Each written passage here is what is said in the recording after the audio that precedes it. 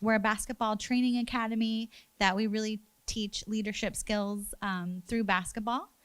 And this event actually kicks off a huge weekend for us. It's our annual Empower Fest weekend. We've got some folks who are going to be competing in our 3-on-3, and we're going to have lots of family fun. So come on out. It is free to come and enjoy and be part of our community, both Saturday and Sunday. And so I'm going to introduce our panel, and then we are going to do some questions, and then we will absolutely take some questions from the audience a little bit later. Sounds good? Sounds great. Y'all ready? Cool. Okay, great. So we have Brittany Moore, entrepreneur.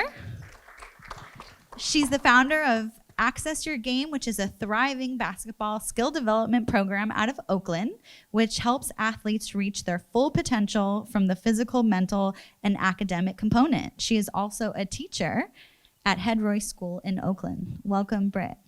Thank you. Then next, we also have joining us Rodrigo Alfaro. Say what's up. Hello. Rodrigo is the Senior Director of Corporate Philanthropy and Partnerships at Year Up, a nonprofit that successfully empowers young adults to move from minimum wage to meaningful careers. As a native of El Salvador who moved to the Bay Area at a young age, Rodrigo brings a deeply personal perspective to his work, which has always focused on finding ways to unify diverse partners in service to equity for underrepresented communities. Let's give it up for Rodrigo.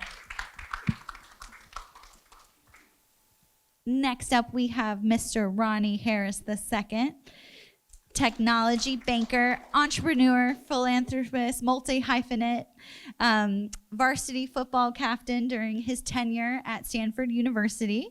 And some career highlights include significant contributions at Andreessen Horowitz and Silicon Valley Bank, as well as just today, I was peeping your LinkedIn and saw that you announced that you have founded a nonprofit venture. So let me know if I'm saying it wrong. Thorough Giving. Awesome. And that's a new nonprofit that he has founded, and it focuses on serving at-risk youth, single mothers, and addressing the issue of affordable housing. Really just taking on the world over here. Thank you so much for your work. Next up, we have Amuye Reynolds. Hello, hello. Technology and product builder, angel investor, startup advisor, was on the team that brought the world Apple TV. Seriously. And most recently was head of engineering at Superhuman, where we met. Now she's onto a new venture, building a company from scratch as a solo founder. Give it up for Amuye. These are all facts. All right, the man that needs no introduction, but I will give one because it's my job. A former professional basketball player and a former head coach of the Chicago Bulls. He played 16 seasons, including being a part of the Dream Chicago Bulls team that won back-to-back-to-back consecutive championships between 1991 and 1993. And you may or may not know that he's also a native of Lodi, California, and also a proud USF Don alumnus. Mr. Bill Cartwright. And last but certainly not least, we have Empower Me Academy's CEO, founder, person of all things for us, our leader, father, hooper, and the person that deeply believes children are our future, Mr. Jerome Gums. He made me keep his intro short. That was a direct order. All right, so we're gonna get started, and I think we have all the mics, so here we go. So first question can be just to whoever it moves or resonates with. One question that we have for y'all is, when you think of a great leader, what are like your top 3 attributes or skills that come to mind?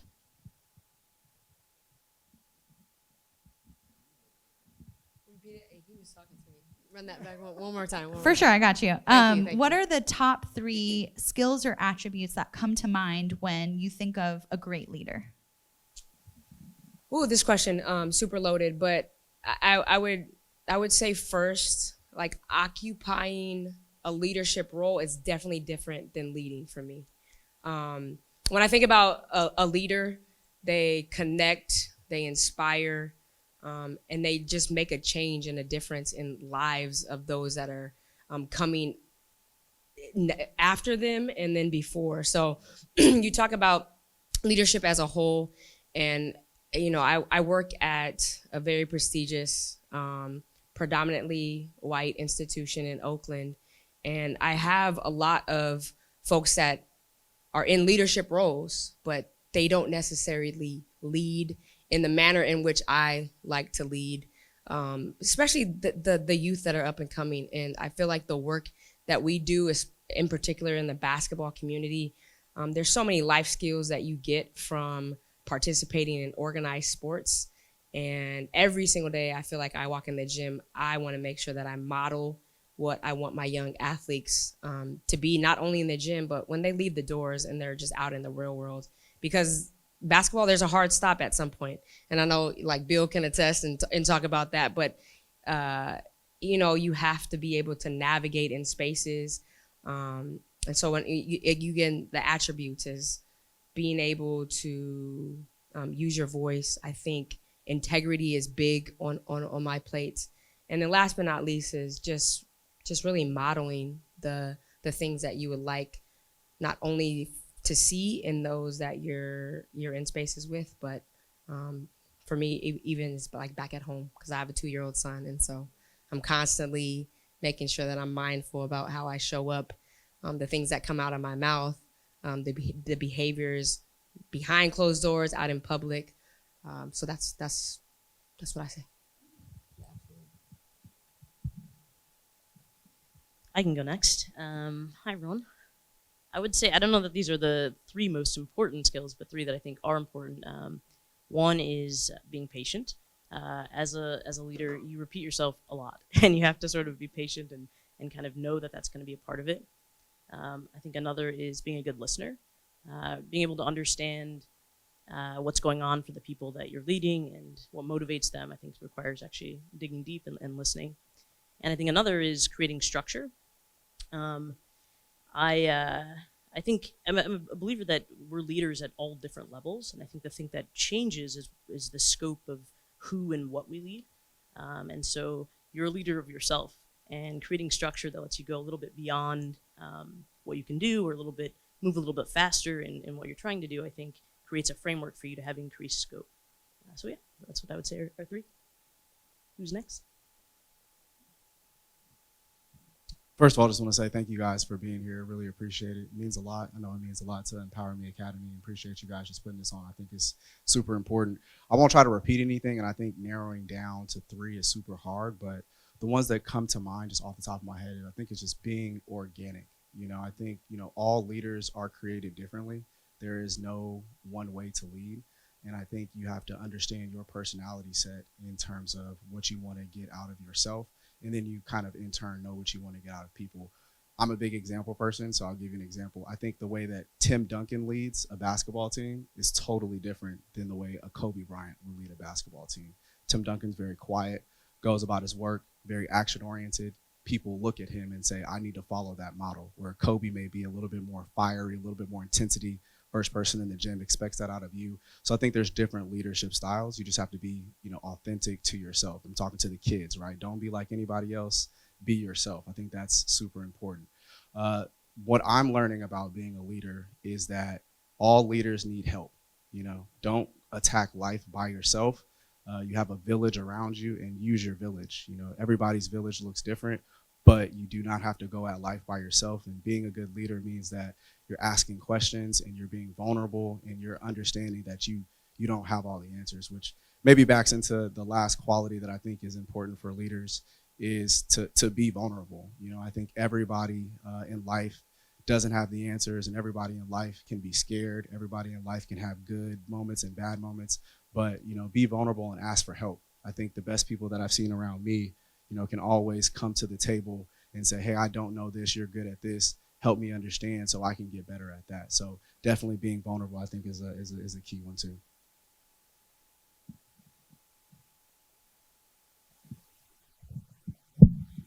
My turn.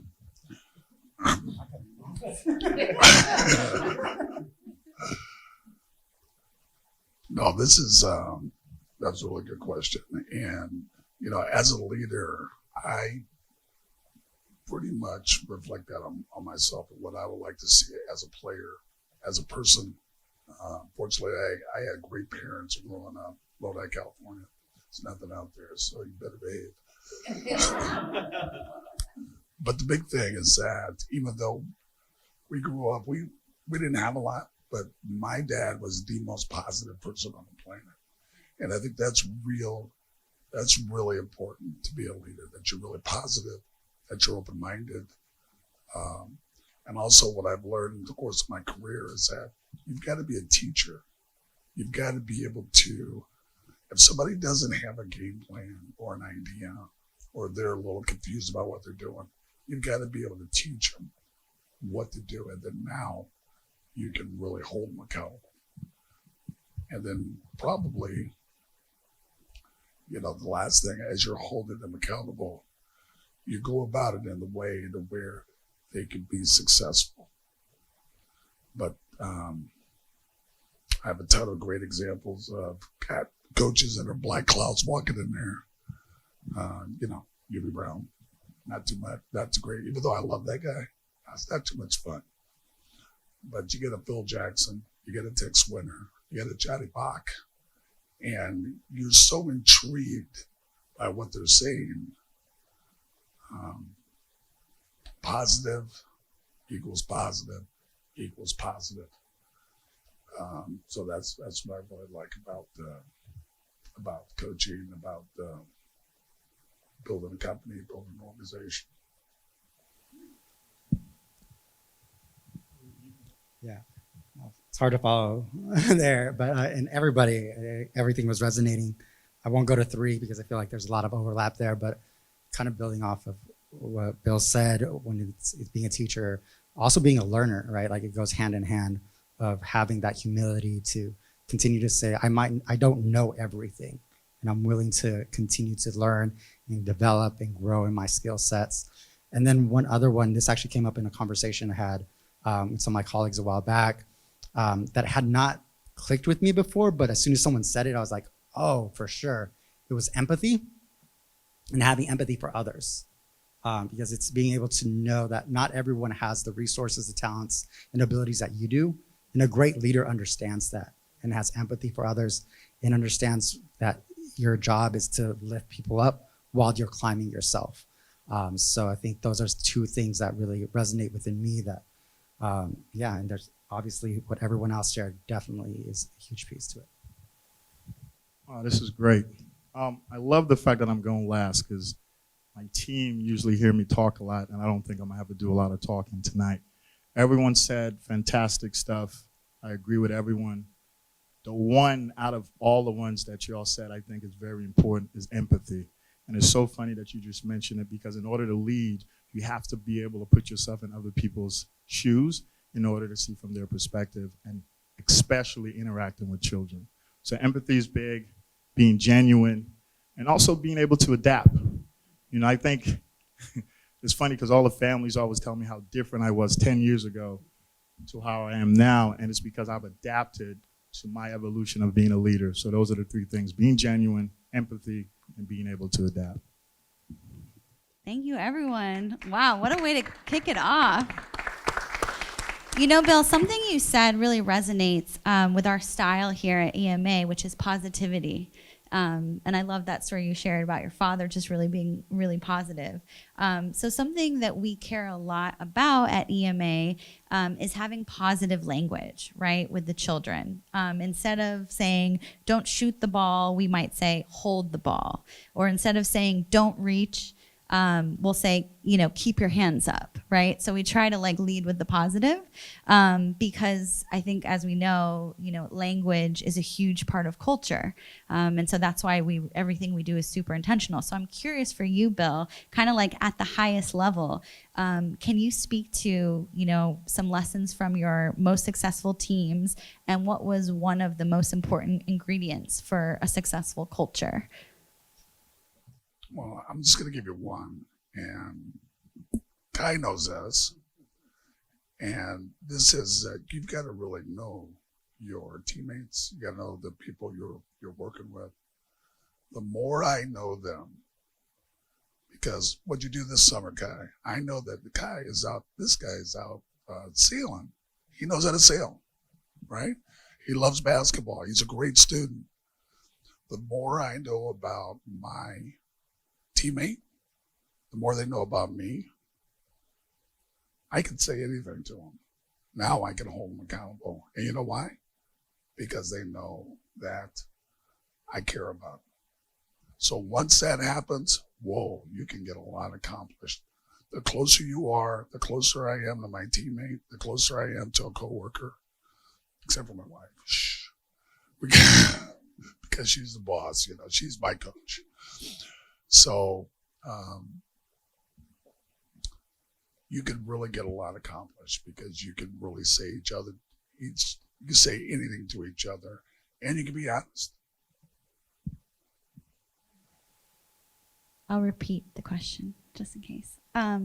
So if there's a practice that you've had on teams you've been a part of, and what that looked like at, the levels you were on, whether that was on the court, on the field, in business, in your family dynamic, just one ingredient that really was important for a successful culture. Anyone who wants to hop in? Not everyone has to speak, just if you feel so moved. I think one of the big pieces is communication. You can't over communicate. Like, one of the biggest challenges we have, and this is where I think I love the word empathy when it came to leadership. In my teen years, in my 20s, like when I was first getting into leadership, I always just thought about the way I thought, and I assumed that everyone thought the same way. And I didn't understand, and it was hard. It's hard reality of like, people don't process the way I process, right? Like, I had like this anticipatory mindset of like, okay, if we do this, we do that, it'll lead to this and the other thing. And I'd be frustrated, like, why aren't people getting this? Why isn't it happening? Speaking of bosses at home, my wife was like, not everyone thinks like you. You need to slow down. You need to walk people through it.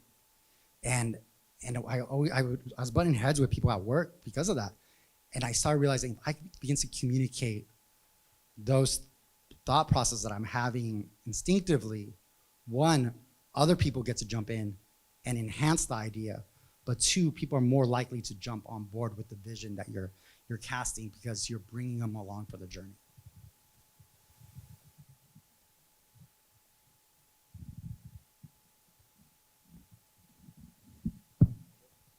I'll go after you.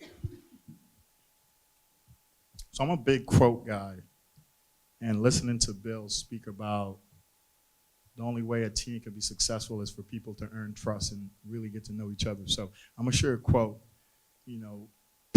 Players don't care how much you know until they know how much you care. And I think you were speaking to that, Bill, that on most successful teams, they're successful because they feel like a family, and that's powerful. Most important ingredient for me, feedback. Being able to have a growth mindset and understanding there's another level of evolution, another level of growth. And I think when you're on a team, like Bill alluded to, and you can get on each other and push each other and hold each other accountable, it allows you to really transcend the growth and potential of the team. So for me, it's feedback. And my team is probably smiling because they understand that that's the one thing I try to really embed into the DNA of EMA, is where we can all give each other feedback, because that's how you truly reach your potential, because we're all on a journey of becoming our best version. If you're not able to take feedback, it's hard to really grow. So feedback is big for me. And you took it. I was going to say growth mindset. I'm a teacher, so we like fixed mindset, growth mindset. But in second to that, I'm a big believer on like leading with love. Anybody that walks into my gym, and like I'm even gonna use Letty as an example. Like she's played at the highest level. She can be in the gym with someone who is not as skilled as her, just in a different part of their basketball journey. But everyone that I make sure that I interact with is they know that one, at the end of the day, when basketball is all said and done, that they could come back because I'm genuine about the love that I have for them. And I mean, we love the game. That's what they say, you know, and then we love the process of like the grind and all of that. But there comes a hard stop and careers are over. And the family unit that we are able to create at my academy, it all comes back to just everything we talk about, but it's doing it with the open heart and love. And it sounds so just easy and mundane, but I've been in this kind of industry for a while, and not a lot of people do it for the right reasons. You know, you can't sit next to someone that you haven't even met. And like my brother right here, we were just like talking, like all of this small circle, like we know the same people, and it tapers off at some point because, you know, they don't really genuinely love it and do it for the right reasons. So I'm gonna say that ingredient is love, and you can mix that with so many other things. But that's my foundation when it comes to what we do and why we do it. Definitely powerful. I would maybe just add resiliency, or the cliche word is like, you know, just never give up. You know, that's in relationships, that's with work, that's with the math problem that you're challenging with. Never don't take the opportunity to take a step back and reassess. But I think the best teams that I've been on, we've been resilient. You know, one of the things that come to my mind is my last year, my 5th year in college. We came out, took a trip to the East Coast, went to Northwestern, Chicago. They put a nasty time on us. I think we had a 10 a.m. kickoff time, which PST, that was 7 a.m. So we're all out there sleepwalking. We end up losing that game. And, you know, at that moment, right, because in college football, you lose one game, you're kind of out of the national championship hunt and nobody knows what's going to happen. I think we had a way to go, right? And I think, you know, that day, as soon as we got off the bus, you know, I called a captain's meeting and I said, this is going to be the test of what we're going to be. Are we going to give in, or are we going to be resilient? And I think in life, you're going to face problems. You're going to face ups and downs. Probably it feels like you're going to face a lot more downs than ups, but I think if you're resilient through those, you ask for help, you can get through anything and you can work through anything. But, you know, I think anybody up here would say nothing good happens fast. I think it takes time. And as you mature, you realize that resiliency is the thing that is kind of constant. And I think a lot of people that continue to try to do good in this world. So just, I think remaining resilient on teams has been a great factor in our level of success and our level of trust with each other. Absolutely. All right, I'm going to move on to the next question because, Britt, you inspired, like, you know, the whole growth mindset. That's something that we care so much about at EMA. We teach the children not to have a fixed mindset, and that actually a lot of people think that leadership is an inherent trait, right? Like it's something you're born with or you're not. And that discourages a lot of folks. And so I would love us to be vulnerable on the stage and model that, and just, you know, talk about something that we're working on as a leader, that we're still working on, even though we're at this point in our career and our life. I can start. As Annette mentioned, I've just recently started a new company. And so while I've been a leader before, I'm a leader in a different way. And one of the things I think is really important in this particular role is establishing and communicating a clear vision and making sure that the entire organization understands it. So for me, one of the things I'm working on is I tend to be pretty pragmatic. I'm a software engineer by training, so I think it goes with the territory. But one of the things I'm working on is dreaming and bringing in a bit more of the fantastical and a bit more of the whimsy into how I think about the vision in the future. So yeah, that's something I'm hoping to further develop, and established so that I can communicate not only a very pragmatic, this is what we're going to do vision, but one that is full of dreams.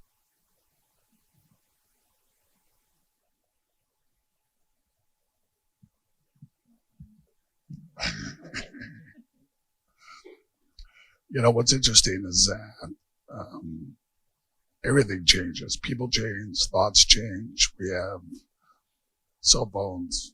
God, you don't use those cell phones, play those games all day long.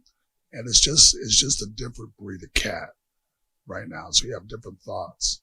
And not that those thoughts are not elevated, they're just different. And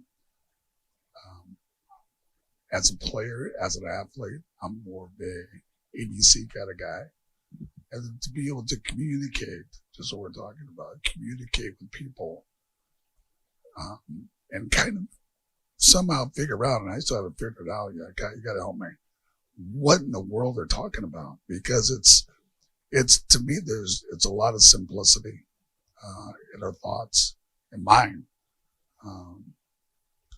So to really get to know how students think, how your coworkers think, and what's important to them, so that you really understand how to get the best out of them. I think that's the greatest challenge that's out there, at least for me. It's great. What I'm working on a lot. I think, Rodrigo, you touched on it. Something I've struggled with from a young age is understanding that not everyone thinks like me. And I think that's going to be a forever work in progress, but I think that's the thing I'm working on the most. And really just embracing everyone for who they are and how they think. But the students, they're going to think better than me, so they don't really have a choice. Mine is self-care, as I feel like all of us up here, we give so much of ourselves because we love what we do, right? I feel like, okay, I'm going back to my last point, but it is just finding time where even if it's by myself, I really am big on integrating the mindfulness piece. That's new in my academy. I'm still learning. It's not a lane that I've ventured into, but during the pandemic, I started to go to yoga. I like vibed with it. I was like, there's this place in Oakland. It's Bikram yoga. So it's hot as all get out, but the music is fire. And I would never have imagined that I would like love yoga as much as I did after, going to Hotspot. And I said, man, this is an avenue that I need to add into my practice with my athletes. And it was funny when I first started because they were like, Coach, this is not you. Because I'm always like, let's go, workouts, go time. But just allowing that 2 to 3 minutes to center ourselves, set the attentions. We always set them, but it's done at a different frequency now. And I just get more out of them. If I miss it on the workout, they remind me to do it, whether we start or we close with it. And so I continue to try to just do that in my own personal life. The self-care is huge. We are always on the go. And so making sure that in order to continue to give our best to our athletes, we have to be at our best.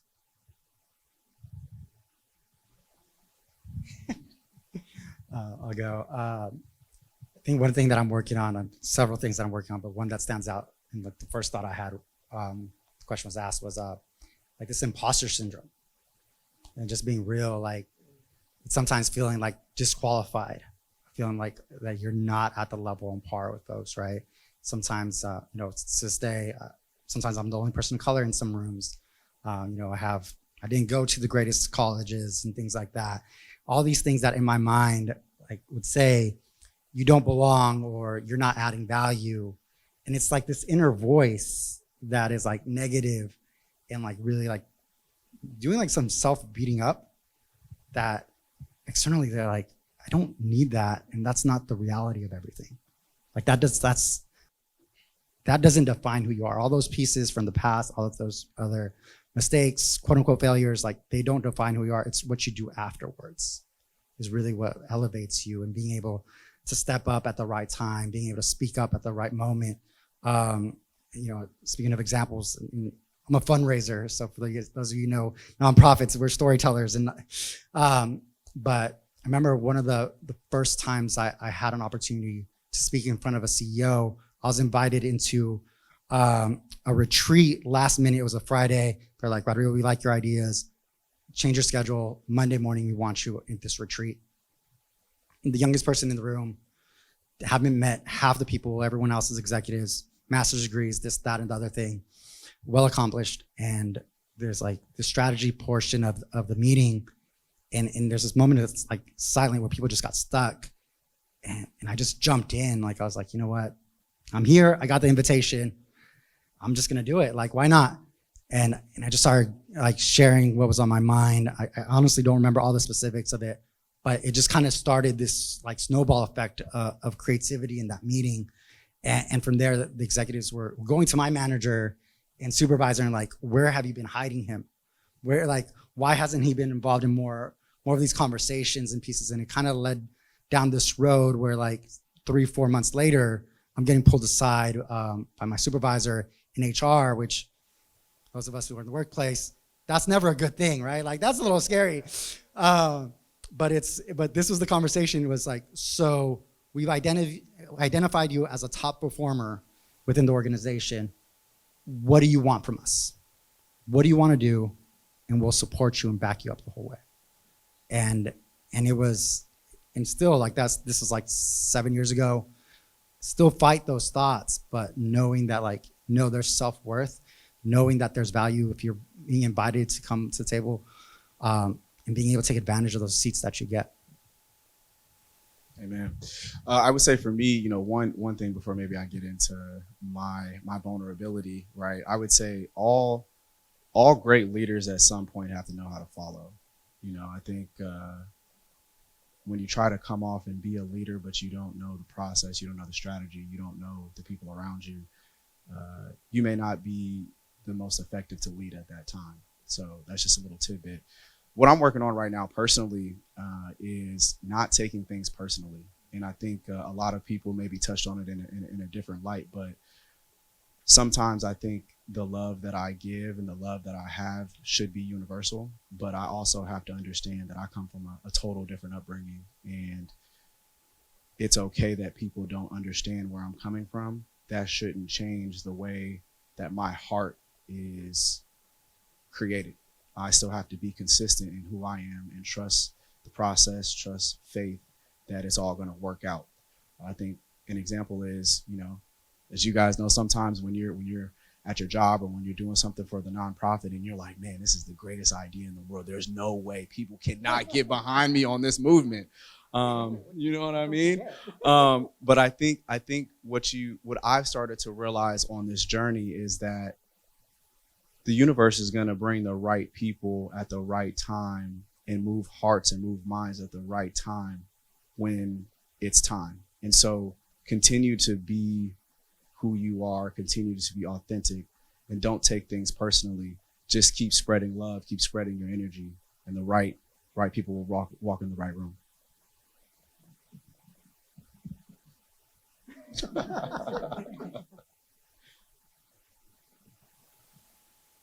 Need to go? Okay. So I'm just curious, who was someone that really showed up for you in your life as a mentor? And what did that look like? Whether that was on the court or the field or off, whether you were the age you are now or, younger. I think something we want to leave the audience with is that everyone has something to give. And you never know when someone needs you to show up in that moment. So yeah, I would just love to hear just kind of the different ways that happened for you, and who your mentors were.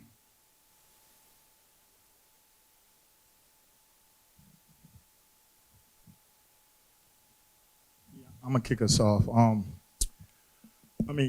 My mom, first and foremost, my mom was my rock, still to this day is my superhero. My junior national coach, Cyril Benjamin, my 6 sisters, and I have a few mentors in San Francisco. One of them is in the building. I won't point him out because he won't like it, but I gravitate towards people that have a lot of wisdom. And I believe in the saying, if you're the smartest person in the room, you're in the wrong room. So yeah, those are my pillars. I've got too many of those. Started with my mom and dad, 6 sisters as well, as you know.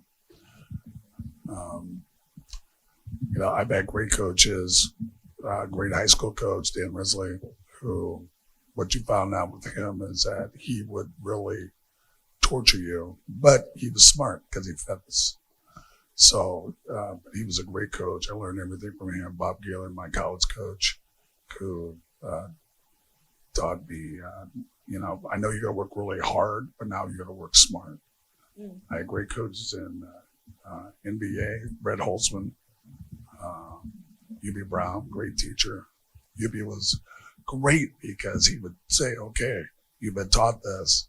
You do anything else, you're on your own. So just a really great lesson from Doug Collins to Phil Jackson. And I want to say this about the Bulls is that we not only had great players, we not only had great owner, great GM, great strength and conditioning coach, Al Vermeil, who was the only strength and conditioning coach who has championship rings in 3 professional sports. But we had great coaches. Our coaches were great teachers of basketball. And I learned most from Dick Sweater, Johnny Bach, who was actually a coach here at Golden State, Jim Clements, who was one of my teammates, Frank Hamlin. The list goes on and on. So here at USF, I do what I mentioned as Dr. Alec Kalman. I had an opportunity to come back, get my degree here at my master's at USF. I call him up, Dr. Kalman, what do I do? Don't worry about it. I'm going to take you through the whole process. This guy was amazing. No reason to do it other than he wanted to do it. So I've just been extraordinarily fortunate to have people who just want to help me along my journey.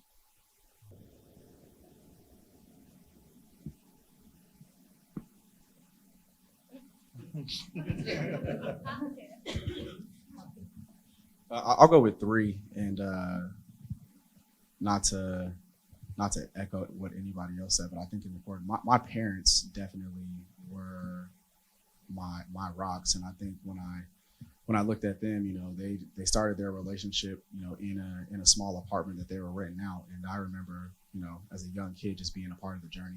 They're buying their first house, just kind of leveling up, and so I always saw my parents as, just worldly people, always like doing something that was more than just their job. They had side hustles and side gigs, and was always making sure that they gave time to be in the community. My dad was a father to many people, and my mother was a mother to many people, and I always said that. I just wanted to reflect that. The second person that comes to mind is my college coach that got there actually my senior year, and I always say if he was there a little bit earlier, maybe would have had a longer career. But his name is Dwayne Akina, and I think what he showed me in college was that what you see is what you get. And I thought he was one of the most profound teachers. He didn't expect you to understand at the level that he was at. He would break it down to your level. And I think all great teachers understand that students are different and you can't treat everybody the same inside of a box. And then the last one, which disclaimer, everybody has a different walk of life, but I would say it's my faith and it's God. I think when I hit that rock bottom freshman year, when you're 12,000 miles away, I really had to go back to my center, and it was always God. And I think the Bible is the most read book in the world, actually. And for me, I think I take out of it just the stories and the parables and the metaphors of life. And I think there's so many ways that it intertwines with just reality. And I think, more than anything, my faith has always taught me to never give up, be resilient, be authentic, and, just continue to put good people around you. Because I think, I don't even know if we're halfway through this panel, but these are all people that I would say just fit the caliber of my lifestyle and my thoughts. And again, I think, when you step out and take a leap on faith, you just enter into like really just some magical experiences. Awesome. It's hard to name like the key people because I think everyone played a different role at different times, at different stages. So I'm just gonna kind of bucket folks. But one grew up with a single mom, and then like all her cousins, my uncles and aunts, grew up in a very tight knit Latino family. We didn't, although we grew up like we're cousins, but we're more like siblings.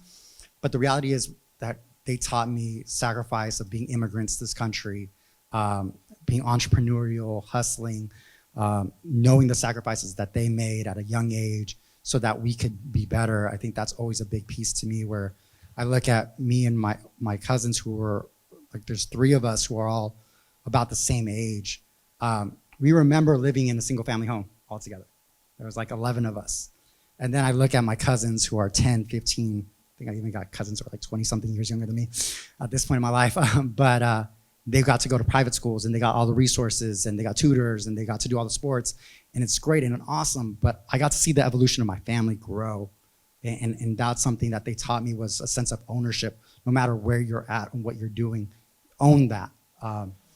The other piece were teachers and different teachers at different stages.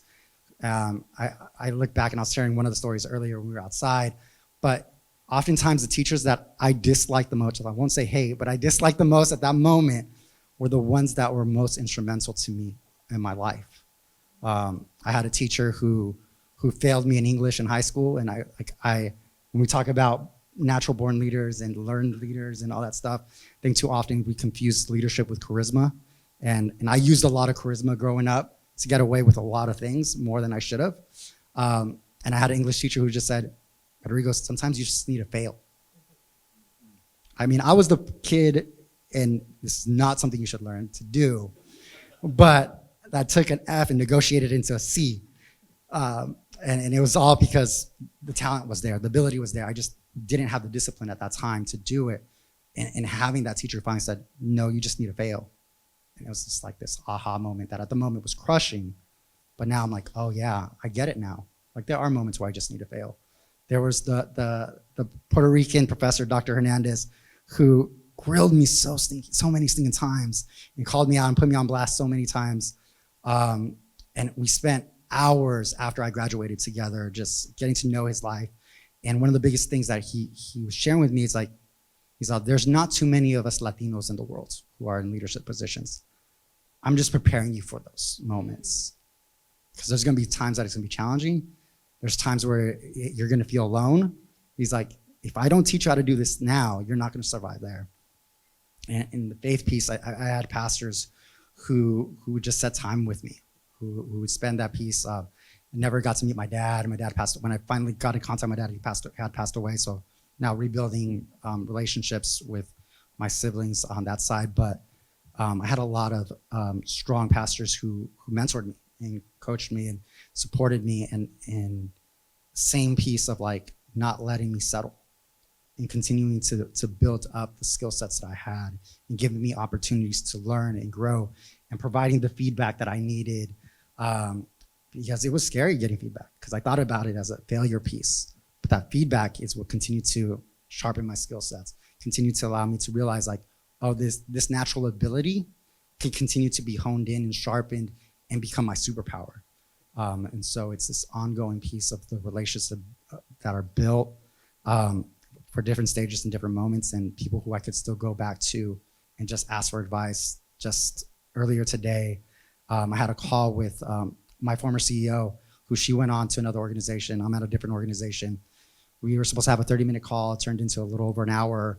And it was just that moment of like, she didn't give me anything super revelational, but it's just that thought partner and that coach, that person who could put things in perspective for me that was incredibly helpful and supportive for me at this moment. Awesome. All right. So, Coach, this is for you, and then folks can jump in. But when I first was coming to EMA and I was scouring the website like anyone does when they start a new job or before the new job, and I noticed like not hidden, somewhere on one of the pages, but like right on the homepage, there is this quote by Nelson Mandela, which I'll read. Sport has the power to change the world. It has the power to inspire. It has the power to unite people in a way that little else does. It speaks to youth in a language they understand. Sport can create hope where once there was only despair. It is more powerful than government in breaking down racial barriers. So, Coach Gums, why this quote? Great question. And, you know, that quote, I forgot how I stumbled on that quote. And the reason I picked that quote is because over the years of building EMA, people have always asked me, what is Empower Me Academy? What are you trying to accomplish? And then when I read that quote, I said if EMA had to be like just minimized to a quote, this is what it stands for. You know, it's beyond the basketball. You know, I often tell people, if you didn't know Empower Me Academy was a basketball academy, you wouldn't know that it was about sports because of our messaging. And I think that quote is what really helped me understand what I was trying to do without even knowing that I was on this trajectory. So the quote just captures what EMA is all about, where we're going, where we're heading. And that's the quote I go to every now and then when I'm feeling like I'm taking stuff personal and I'm not understanding how people are thinking. That quotes remind me of why I'm doing this, or why we're doing this. And before we move on, I know Annette is celebrating because she assumed I would do a lot more talking, but this was strategic. I almost feel like I shouldn't be here because I often talk to my community about leadership, and I feel like this group of tremendous leaders are doing a phenomenal job of talking about leadership, and this is why I have minimized all my answers so y'all can have the mic, because I want my community and our community to understand that we're developing their children into what we believe to be essential for really making an impact and a change in the world. Thank you for saying that. Well, I think I'm gonna open it up to audience Q&A. So I'm happy, because we have 3 mics up here. Yeah, I'm happy to whoever wants to go. Don't be shy, it's just us.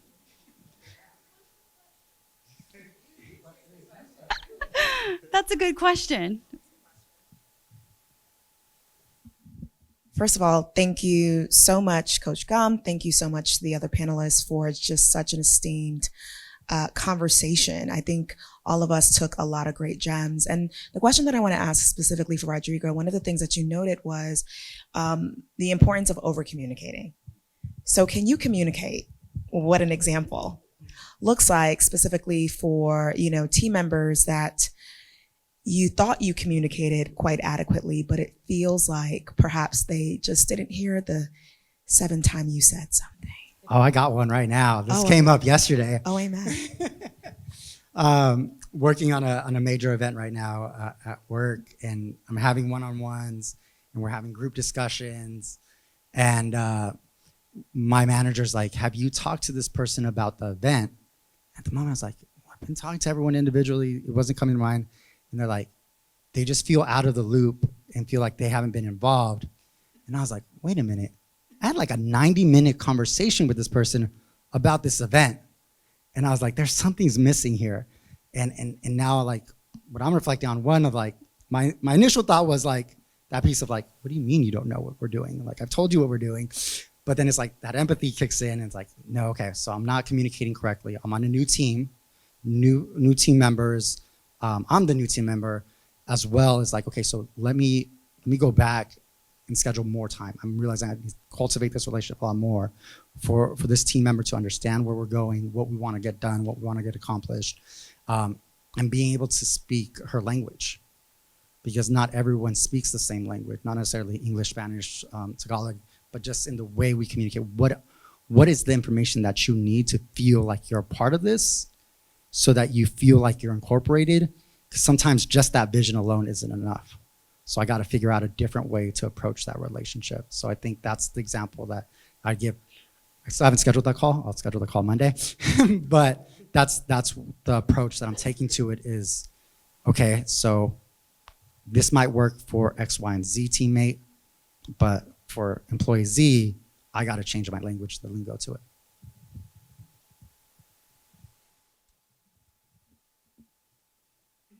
Who else has a question? Oh, perfect. Hi. First of all, thank you for the vulnerable and the thoughtful and thought-provoking answers you've given us. My name is Ray, and I'm very privileged and lucky to even be in this kind of audience and presence with you guys. I lead a nonprofit called eSports that helps kids with special needs and becoming inclusive in the community. I'm also a minister for a Christian church here, so over the last 10 years, my responsibility has gone from just overseeing about 100, 200 to now about 900 people or so on a given week. My personal question for any of you, as you guys are leaders, it's two questions. What helped you make the transition and go from being a leader to becoming a leader of leaders? Because that's a challenge I'm going through right now. And in that process of going from being a leader to a leader of leaders, how do you find the resilience as you talked about, the vision that you talked about, to get through the hump of burnout? Because you hit those moments where you get burnt out and the results, the vision, the expectation is not coming in the way or the timeline that you had envisioned, or the personnel you had are not maybe developing or responding the way you had hoped for, but they're great people. So, so what's helped you, especially working with a different generation of youth and trying to understand what helps you keep pushing forward to that vision as you transition from being a leader of leaders? Any nuggets of wisdom would be great. I have one question. When you said 900 people, are you talking about the students within the organization, or are you talking about your team? I'm talking about two actually organizations. Okay. So you have the students, but then you also have adults. Yeah. So I'm gonna share principle more than practice, because I'm not even gonna say that I'm at that point, right? One, going back to the faith piece, I remember my youth pastor told me this, was influence influencers. So you're not gonna be able to reach everybody. You're not even gonna impact everyone's life as much as you would like to, but influence those who have influence. And that's how you grow as a leader. I'm about to be very biblical right here. There's a example of Moses when he's leading the people out of Israel, and he's trying to have all these one-on-ones, and they're spending so much time, and they're not going anywhere, they're not doing anything. And his father-in-law goes to it, and he says, to the one who could lead 10, let him lead 10. So one who could lead 100, let him lead 100. To the one that could lead 1,000, let him lead thousands, and so on and so on. I think it's talent identification. That's what it comes down to. And then the hard part, and I this is something I have seen in my own life, is the concept of the people you start with might not be the people that you end with.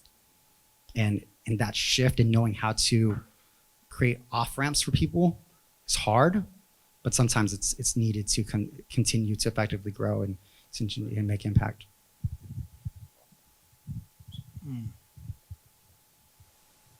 Very, very powerful question. So I'm going to add value, and I'm speaking from mentoring and empowering children. I think one thing you got to have, and my mom exuded this from a young age with me, is having patience. I have a friend that ran a nonprofit leadership program for children. He was doing it for about 40 years.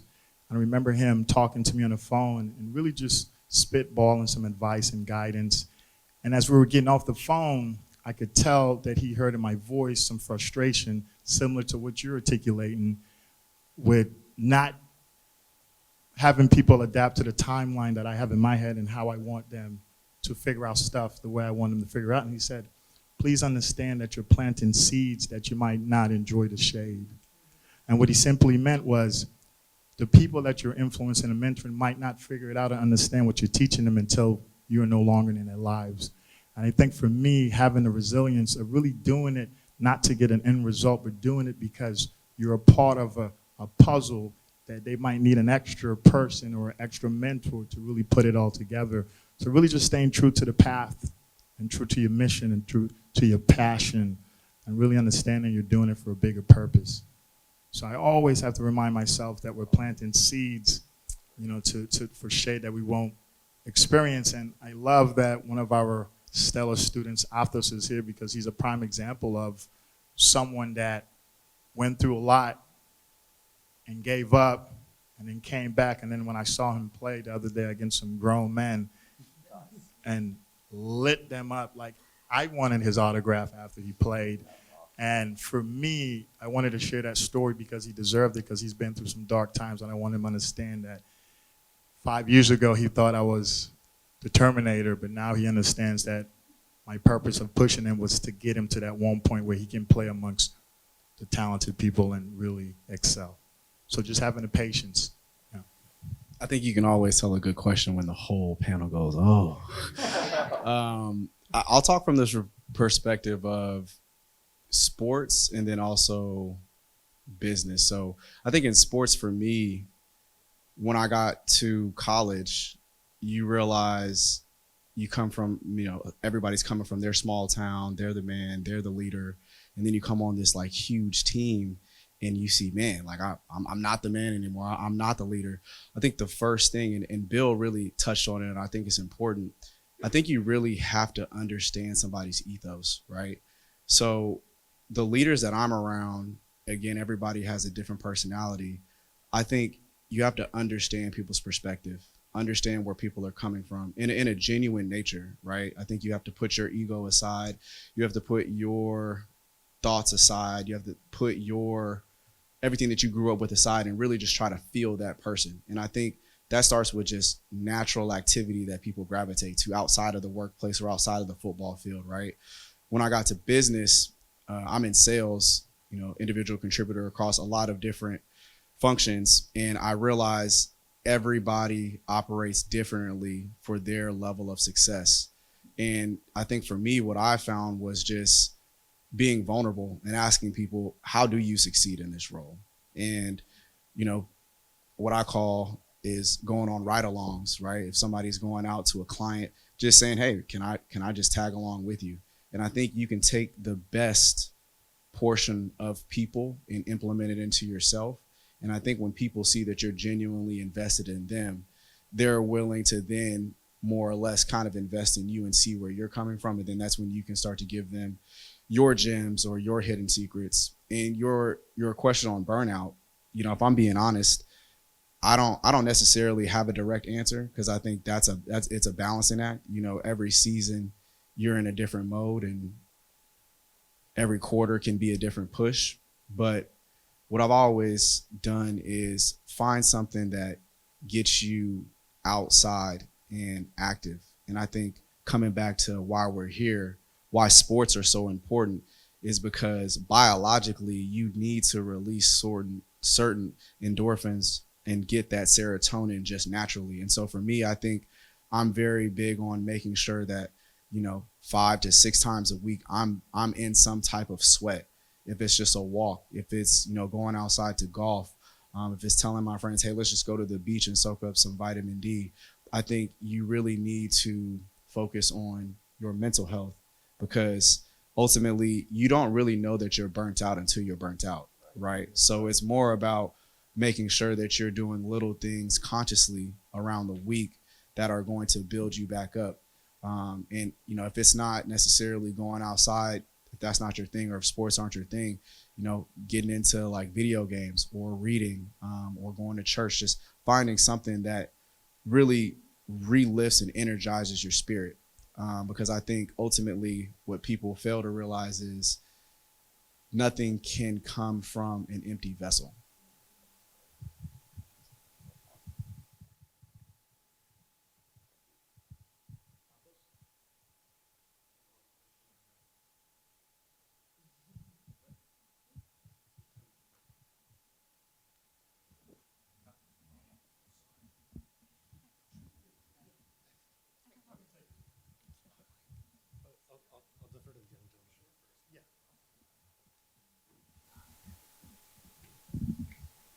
So, as leaders, have you ever come across somebody who's hard to lead and you had to lead them in a different way? And how did you deal with it? I'll go first because that's a great question, and I expected you to give a great question. So thank you for living up to expectations. I think in order to lead, I think a lot of the leaders on this panel touched on it. You got to first connect with people. Until you connect with someone and you know what makes that person tick, what they love, what they are passionate about, it's hard to really lead them without knowing where they're from and knowing what they love.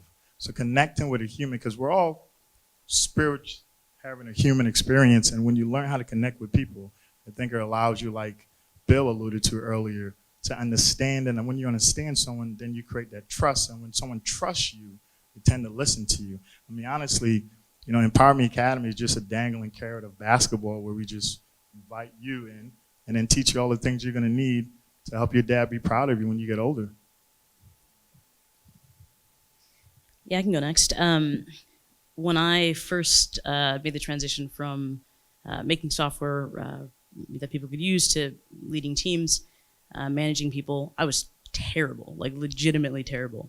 And a big part of that reason was I didn't understand, a lot of people have talked about this, but I didn't understand that not everyone thought like I did. And so I wouldn't say that I had someone who was hard to manage. I would say that, we're hard to lead. In some ways, it was me. And learning how to motivate people in different ways, learning sort of how to connect and what makes other people tick was a really big part of the transition from someone being hard for me to lead to being a lot easier. That's powerful.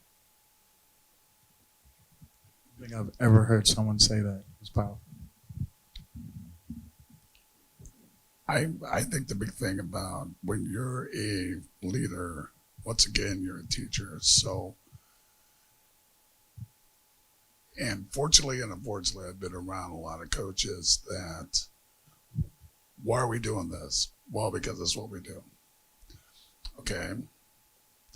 No, really, why are we doing this? So my thing is, if they can explain something simply, they probably really don't understand it. And there are people, that you're going to work for, they really can't explain why we're doing what we're doing. So the question is to find out why you're doing what you're doing.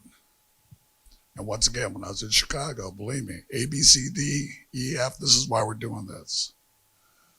This is why this is happening. This is how we're going to score. This is how we're going to defend. And this is why. So you've got to have a reason why, as a leader, this is why we're doing what we're doing. This is going to work. And you know what? If you've got a better idea, I'd love to hear about it and add to it. So to me, that's the greatest part about being a leader, being a team leader also.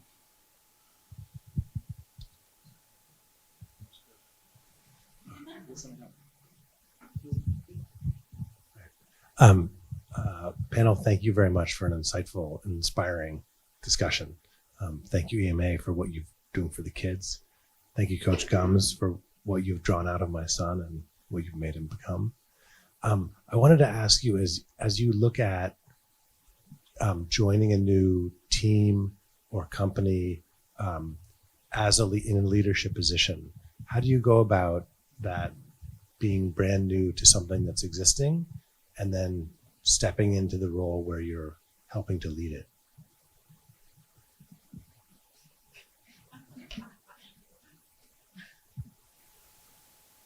I think the tendency is to sort of jump in and make changes, and it's like this worked somewhere else, or this is something I think will move the needle.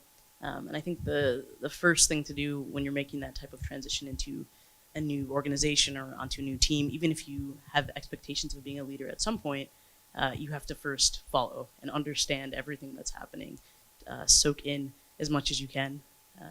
And I bet this resonates with you. Take in as much as you can, and that's going to let you use the tools you have and sort of make changes and modify things, because you're gonna come from this place of deep understanding versus thinking you understand.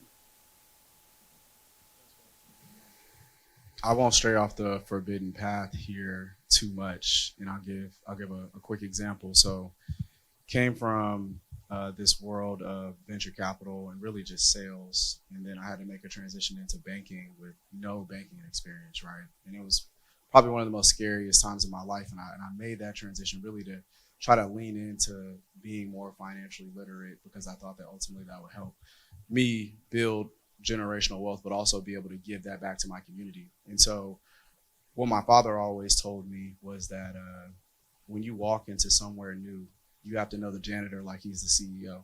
So I think for me, I really have always lived by that. And I think you have to treat everybody with respect. And coming into, Silicon Valley Bank, the first thing I did for the first 2 months was, I didn't try to be great at my job. I tried to know everybody and understand them. And then, growing up, I'm not saying I could hold Coach Grums on the court, but I was a point guard. And so as a point guard, I think what you always want to do, at least the traditional point guard, not the Steph Curry point guard, right? You want to be able to set up your teammates. And ultimately, if you can help somebody else reach their success and you care about their success more than you care about your own, most people tend to really gravitate and fall in love with that. And so for me, my first mission at Silicon Valley Bank was to make everybody around me look better. And naturally, I felt like that was an easier way to lead because at that point, they were giving me trade secrets because I was just making them look better. So I think it really is about going up and just making authentic relationships with people, understanding what makes them tick, understanding what they want out of life. And if you can help somebody reach that and you have no selfish ambition, it's just an authentic way to really integrate yourself into an ecosystem that you are not familiar with. And I think, as athletes, everybody's been on that new team or that all-star team where you're coming in and nobody knows each other. And I've always seen the greatest people really just care about each other. It's the people that are staying up a little bit later, playing cards and just talking through people's lives. And ultimately, I think that's what allows you to be more successful because then that connectivity really exudes itself in a more of a subconscious way than it does a conscious way. I mean, there's not much to follow up on. I mean, you hit it all on the head. I would say being an observer first, and then like actually stepping in, which is hard.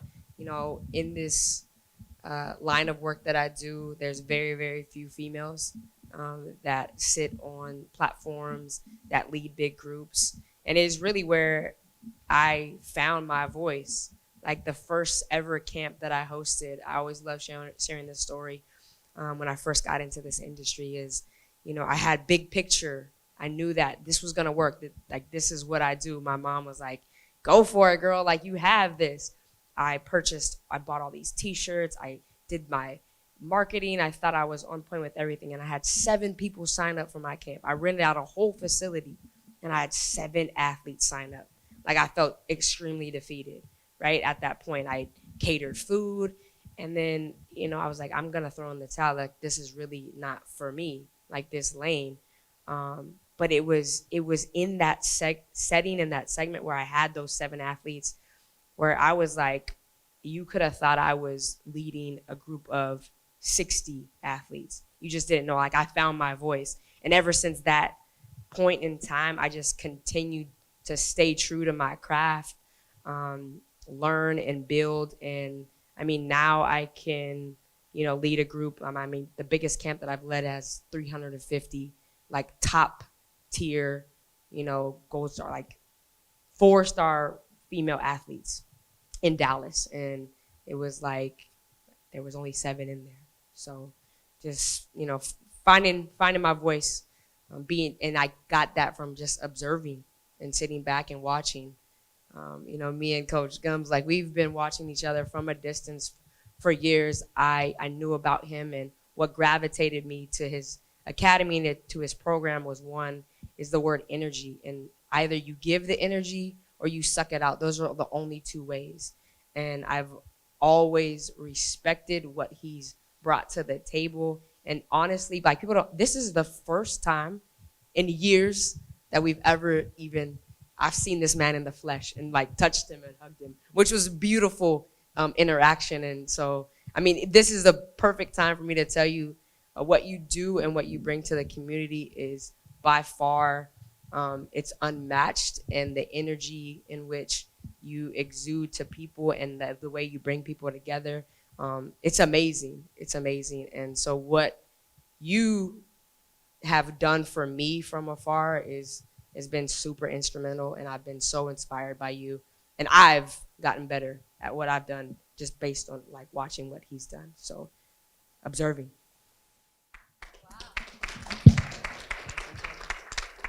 I promise you, I did not pay her to say that. Thank you, Coach Britt. Again, you know, I'm really moved by what everyone has had to say, and hopefully everyone in the stands feel the same way. I know you want to wrap up. I don't think I'm above my quota for speaking today, but I do have a question. I'm sitting in this chair real quick. All right, so you talked about mentors and leaders in your life.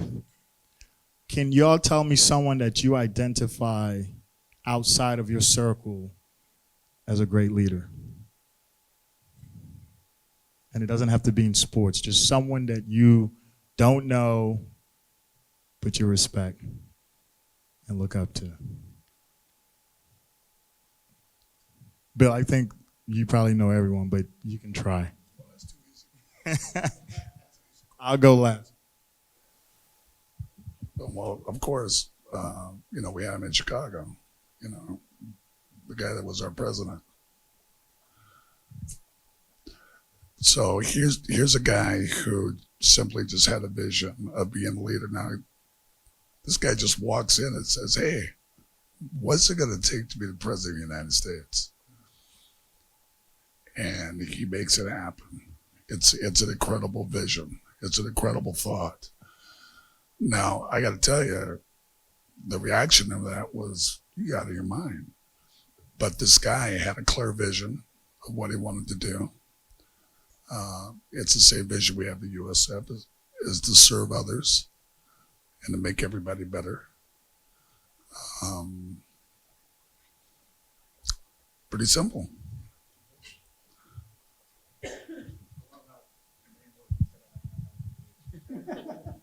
I think so.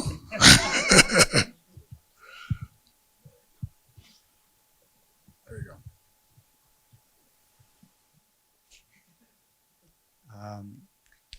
First book I was ever given was, and I was about 10 years old, which is kind of odd when I'll tell you the name of the book. It was outside of children's book, right?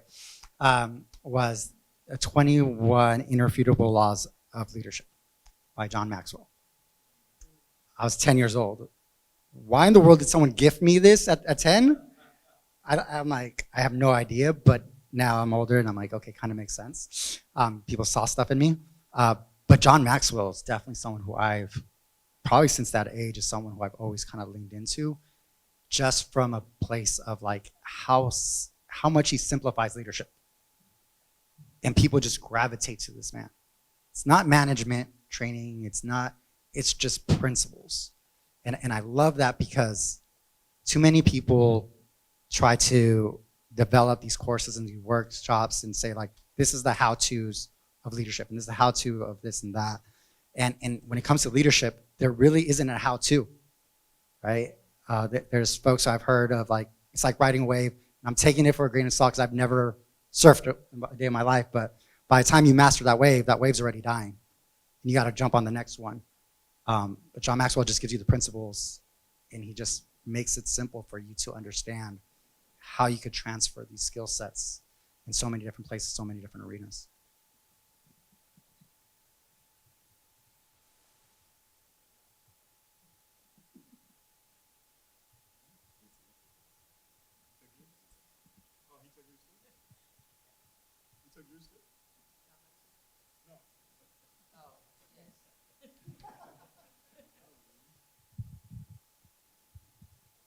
You took mine too. No, I'm kidding. I mean, mine is easy. You know, it's Nelson Mandela.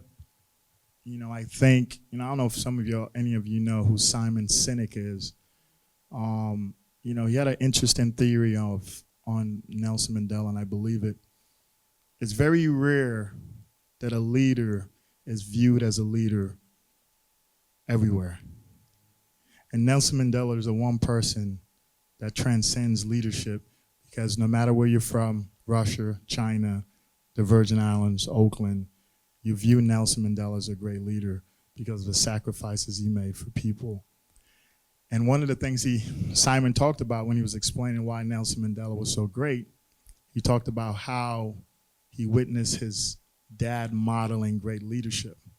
I mean, we're all here because of Empower Me Academy, but to the core of why we're here is because we have parents that have gravitated towards a vision of really empowering their children.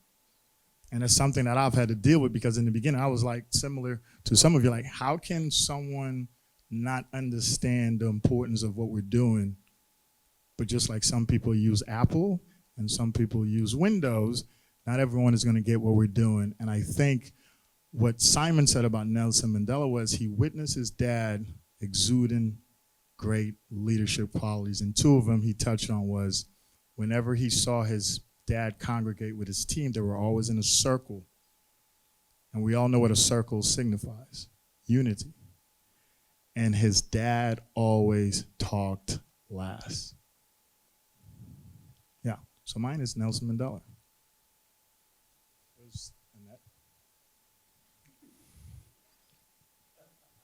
Am I closing? Well, anyone has any more questions? Athos, did you figure out one? There you go. Can we give him the mic? Is the mic there?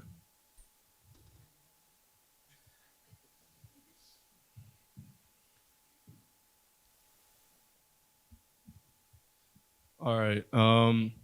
So Coach always has a saying where if people don't think your dream is crazy, then your dream isn't big enough. For all of you, when there was a time where people thought you were crazy for your dream, how did you handle yourself and rise above and go and achieve what you wanted? Such a great question. I'm going last. So I had this bright idea when I was laying in the bed, where I try to write all of those things down, because I'm thinking a mile a minute all the time, was to go resurface some basketball courts overseas. I didn't know where exactly I wanted to go, but just to give equal opportunity. And when you talk about equal opportunity, like, we can go down the gamut of what that looks like, what that's going to feel like for you. But I also wanted to always travel back to Africa. So 2019, I went back just to travel there, to visit the continent, and lo and behold, I came across a basketball court that had 25 to 30 kids playing in sandals. Some had no shoes on, but the look on their faces, they were just so excited about being in that moment, and just playing the game. And across the field, there was the same amount of kids playing soccer. So what did I do? I was like, as me being a mentor, I walked over and I just started to play with them, shoot with them, and just have conversation. And I connected with this individual, which was an amazing interaction. And I was like, there was just a dirt area. They had no rim on one side of the baskets. And I was like, I'm going to resurface this basketball court for you. And he was like, oh, okay, that sounds great. Fast forward, I put on over 10 events in the Bay Area, all of the proceeds. I had go to Ghana, and I went back last year, and I resurfaced the basketball court in Ghana. So my business partner, he lives in Atlanta. His name is Jeff. He's an amazing individual, has the same visions as myself. So now we are working on 3 additional courts. I just went back this past year, so I've gone 4 years in a row. And we had an annual camp. We now host an invitational that has 6 of the local schools in Takoradi, which is a small city outside of Accra. And now we're working on 6 additional courts there, and 1 in Senegal. And then I had a plethora of people reach out to me, so I'm also doing the same work in Thailand and other parts of Africa. So that was a crazy dream that I had. I never thought it would happen. But I stayed true. And one thing I want to say is for the parents in the audience that when you invest the time in your kids, like, they may not say thank you now. And I'm also speaking to the young athletes, man, give your parents like all the love. Like, they are the ones that invest in you. They buy you the shoes. They buy you the nice gears. I didn't know until like in my 30s where I was like, dang, my mom and dad were really like, they were my support system on all levels and all fronts. So again, I always make it a point to thank the parents. We can't do what we do without you guys and without your trust, because we spend so much time with your young ones. And I just appreciate just you opening the door and allowing folks like us to enter their lives and make an impact. So thank you, young ones out there. Just, man, they get on your nerves, I get it, but they do it out of love, and you'll realize when you're possibly sitting on this end that, you know, they were there with you every step of the way.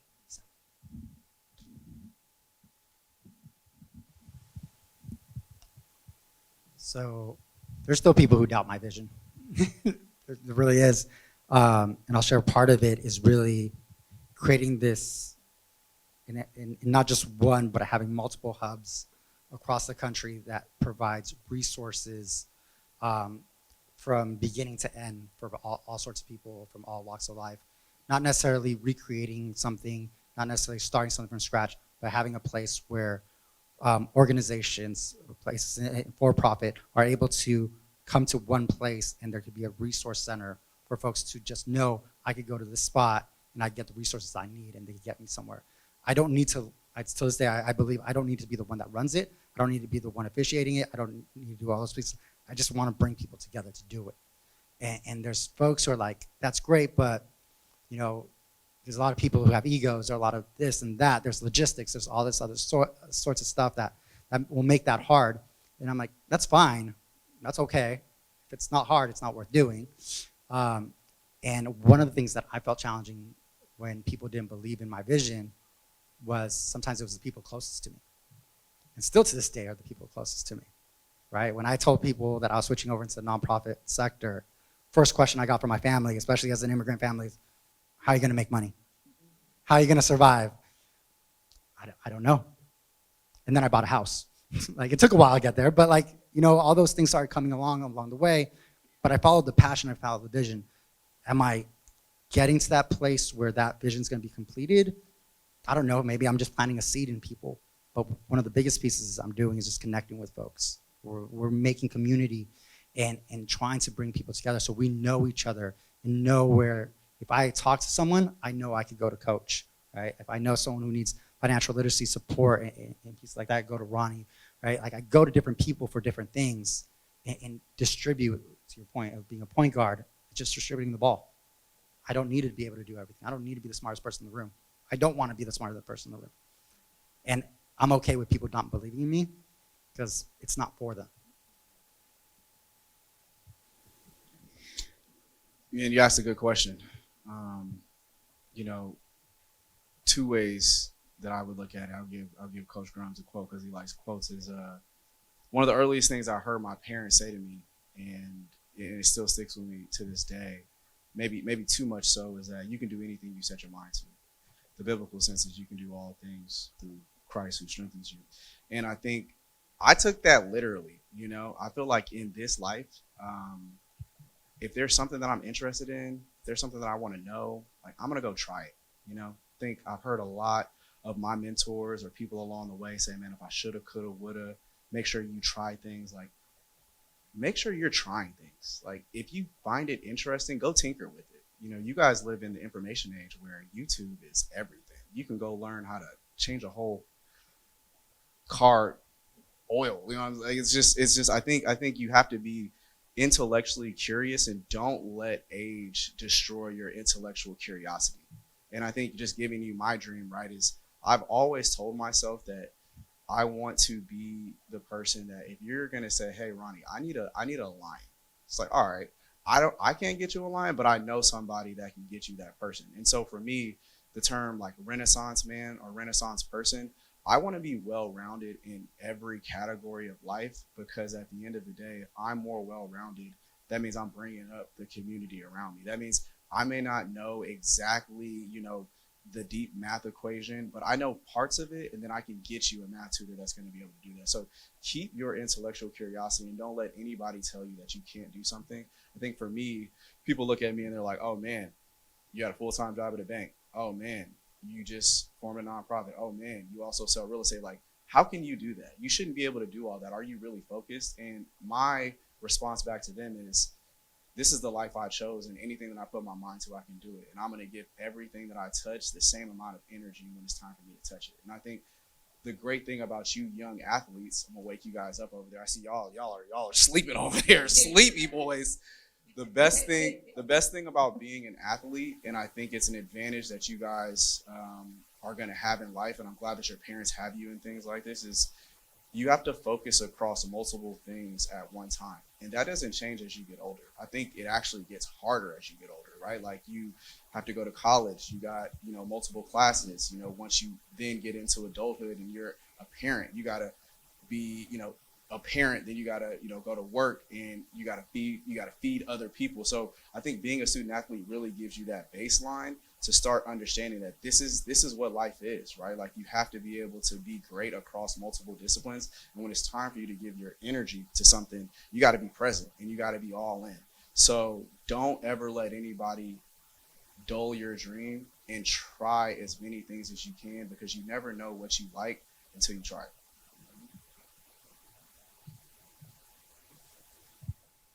I really like the part about trying things. I think one of the ways to deal with people not getting your vision, or people thinking it's wild, is to kind of embrace that it's okay for it not to work.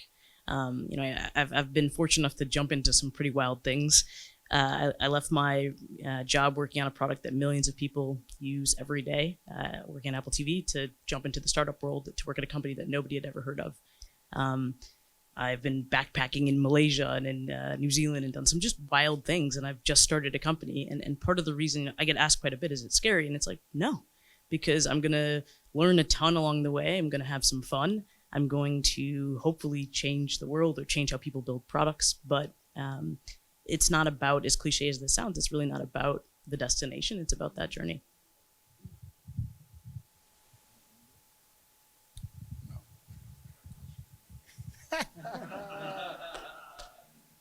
Great question, Athos. I mean, it's, for me, as I'm listening to all these great answers, for me, it's simple.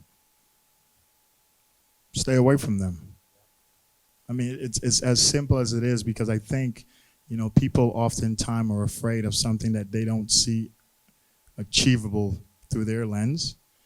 And, I oftentimes, and Paul, you can attest to this, the amount of times I've heard how big Empower Me Academy vision is, and how it's too big. 10 years ago, where we are now was too big. You've known me since I was at USF.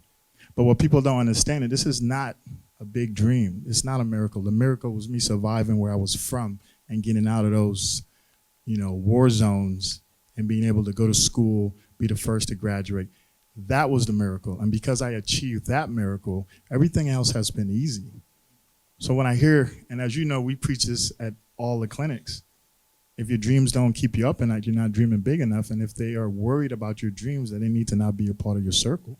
Surround yourself with people that are not going to try to put that light out, but are going to try to put fuel on it. So that's my answer. Just simple. Get rid of them.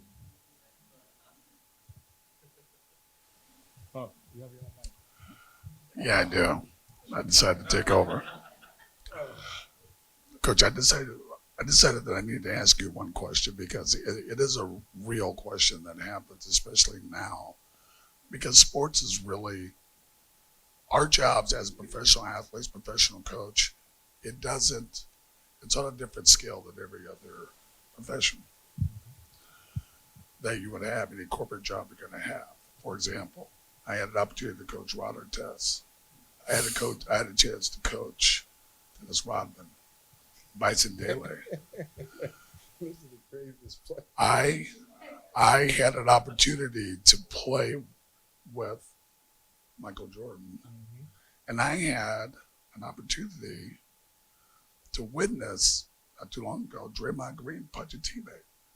Now, all of these people, very inappropriate behavior. My question is, what would you do with this behavior? I think such a great question, and I'm glad that you didn't tell me about this on our ride over here because I would have been prepared. So thank you for setting me up. You know, that's what friends are for, right? I mean, honestly, when I hear of things, and I've been on teams where we had, personalities like that, I think when you're dealing with the issue where they're punching and fighting, it's too late. I think you have to embody a culture that doesn't allow that to become the cancer, right? And everyone knows at EMA, the first thing people adapt to is our culture. From the moment you interact with us, we expose you to how we're going to show up, how we're going to act, how we're going to talk, because it becomes an expectations.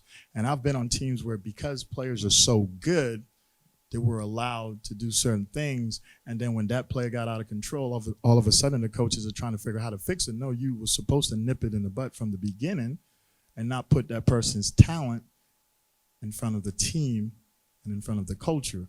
And, Wally snuck out of here, but one thing he taught me as my mentor is culture eats everything for breakfast. And if you're not embodying the right culture, it doesn't matter. Nothing else matters.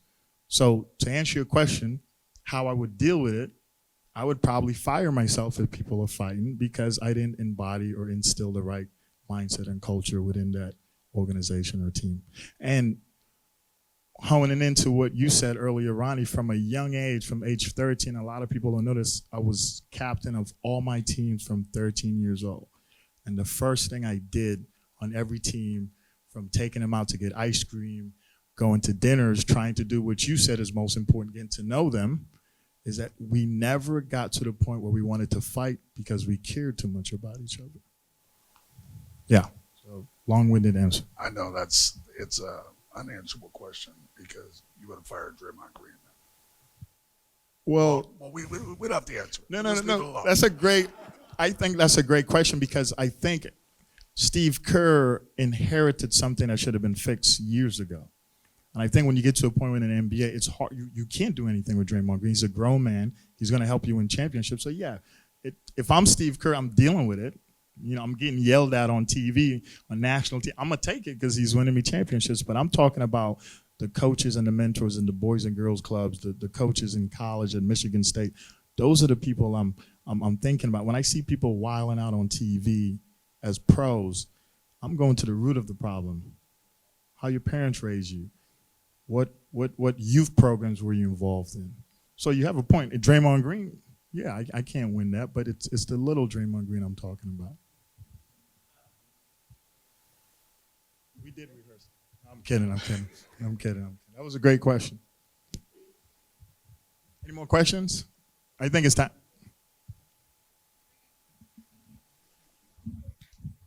Okay, this is a short one. Coach Gumbs, you said you were a quote guy. What's your favorite quote? My favorite quote? Yes. You say, excuse me? What's your favorite quote? Oh man, I literally have 1,000 quotes. I have a quote for everything under the sun. And if I had to pick one, there's two actually. Can I do two? Yeah. Like first half and second half? All right, great.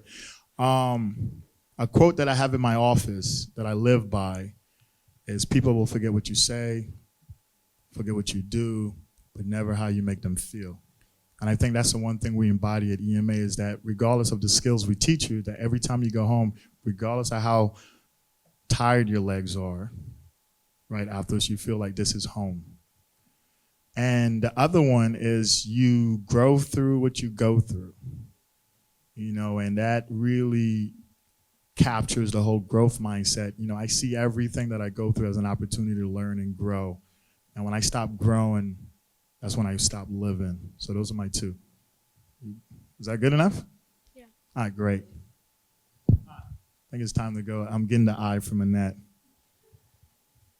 Again, thanks everyone for coming.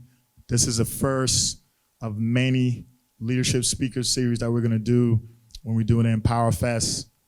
Selfishly, the Empower Fest was not for adults, but we wanted to give you at least one night out of the weekend, and we're glad that a lot of you made it out. I couldn't have said it better. That's it. Thank you so much for coming. Thank you to our panelists, for such an insightful conversation. We'll for sure have clips, on all our social media. We'll send stuff out. And please feel free to enjoy all the rest of the food and wine out there. And thank you so much. Have a good evening.